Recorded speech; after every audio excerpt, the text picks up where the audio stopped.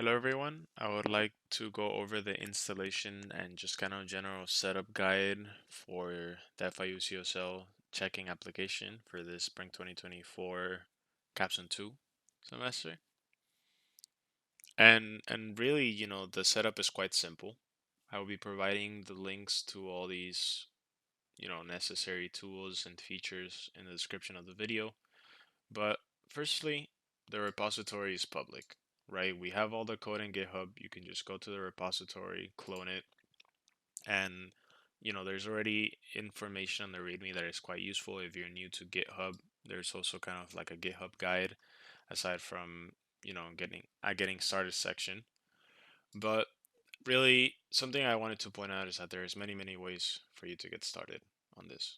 Um, For instance, the really nice thing about Flutter is that you could just do debugging directly onto your phone, be it either an Android or an iPhone.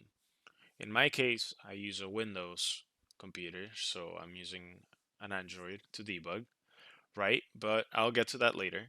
Essentially, what I'm trying to say is that all you really need is to make sure you have the repository cloned. In my case, I already have the repository in my computer, right? So, if you don't know GitHub, you need to just clone the repository wherever it is that you want it to be uh, placed within your internal directory structure on your computer.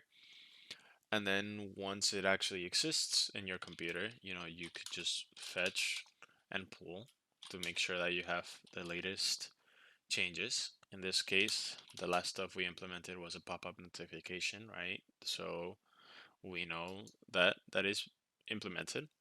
And then really the next step is to just make sure that you have your phone connected to your computer so you could do the local debugging. As for the IDE, you could really just use anything you want. In my case, I like VS Code. So here, we have the pubspec file. We have some of the, this is just to show that you could really just use any IDE of your choice, right? Because as long as you have the application installed on your computer itself, which is the repository, and as long as you're able to edit the code anywhere you want, you can already really get started. That's the really good thing about Flutter, because if you're on Windows, you could open up something like PowerShell, right? Then you would go to the same directory structure in which you installed um, the repository. You clone the repository, right? And then you would have to install Flutter as well. Evidently, as I really out of what's installed, what the prerequisites here that I'm mentioning, Flutter is the one thing that you would need to install. If you go to this link, you just get a bunch of requirements for hardware. This all really depends on the many things you want to do. I'm not going to be going over the installation of Flutter because you could just download it yourself. You just go to this website and then follow the instructions that are already here, right? Um, just like following any other documentation. But as long as you have the latest version of Flutter installed on your computer, you would be good to go, right? Because even if the application itself uses another version of Flutter, um, the Flutter run command will essentially make sure that the application runs on the version of Flutter that it needs. So yeah, because for example, once you have Flutter installed, you could just run stuff like this, right? To make sure you could just type Flutter in your command and make sure that you have Flutter properly installed. So then if we keep going down the requirements, I've been talking about Git. As long as you have Git installed, you're good to go, right? I personally like to use Git Bash. Then Flutter, same idea, right? You install Flutter. And then Android Studio, for example, this is very specific to Android development. This I included for my teammates really because, you know, you could, if you didn't have an Android device or you just wanted to make it easier, you didn't want to have a device on you, you could very much just set up an emulator and run the application through it, right? I personally have Android Studio installed.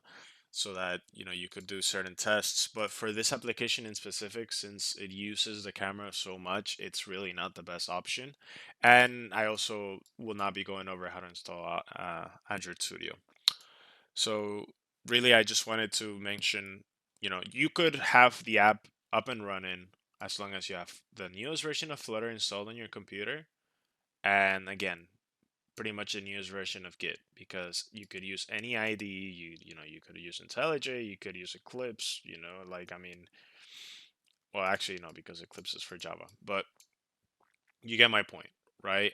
You could use anything you want for developing Flutter. But yeah, so let's get started. So like I was saying earlier, you can just go to the directory of your choice, and then, for example, if you run Flutter devices, you'll see a list of devices on which the application can run. You could just run it on Windows natively, or you could run it on Chrome. But again, we have a mobile app. So in this case, I'll be showing this in another part of the video later.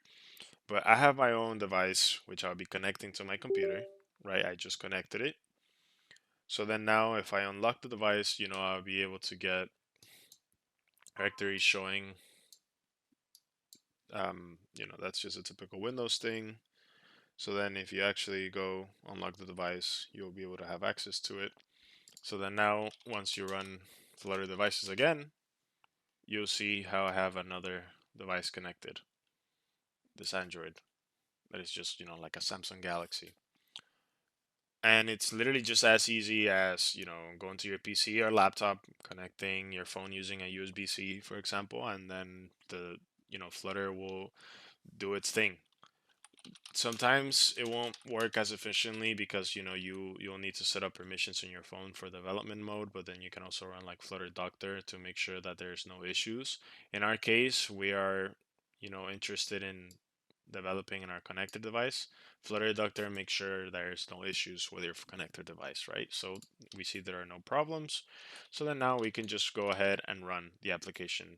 Here I'm just essentially um, making it so that some error messages don't display, so that the the command line will look a little bit cleaner for the demo. But you don't have to do this. Obviously, if you just do flutter run, it will work all the same. But then really now the next part of the demo will be done through the phone, because you'll notice that once I hit this and I run it, Flutter will start launching the application on your phone. And by the way, this will work just the same on iOS. If you have a Mac and you desire to do your development on an iPhone, you can just also connect your iPhone to the Mac and then also pretty much run the whole thing by using Xcode, for example. Right? So it's very platform specific, the development process, but once we get some of these messages in the output, we see that a Dart service is already available over here, and we have the application running on our phone, which I'll go ahead and go to now. So really, I wanted to go over how easy it is to get the application running, because in this case, the good thing about Android 2 is that you can keep the application running, or rather you could keep the application on your device itself. As you can see, the FIU CSL Check-in app is already on my phone, and I could just open it, and it already has the latest version installed, right? But we're interested in debugging right now and setting up the app. So, in this case, let's say that I didn't have the application, and keep in mind that the phone is connected to my computer, and in my computer, I'm going to currently run the same exact line that I ran in the other video, or in the other part of the video, rather. So if I run that, as you can see, or rather, as you will see in a couple seconds, in my computer, Flutter is already taking care of setting up everything, running Gradle, and making sure that the application is up and running. And then, as you can actually see now, the application got started, right? So then I can actually do any form of debugging I want. If I go into my very own account, don't steal my password. You could just, see the devices you're renting. In this case, I'm not doing anything. But yeah, that really about sums up the setup.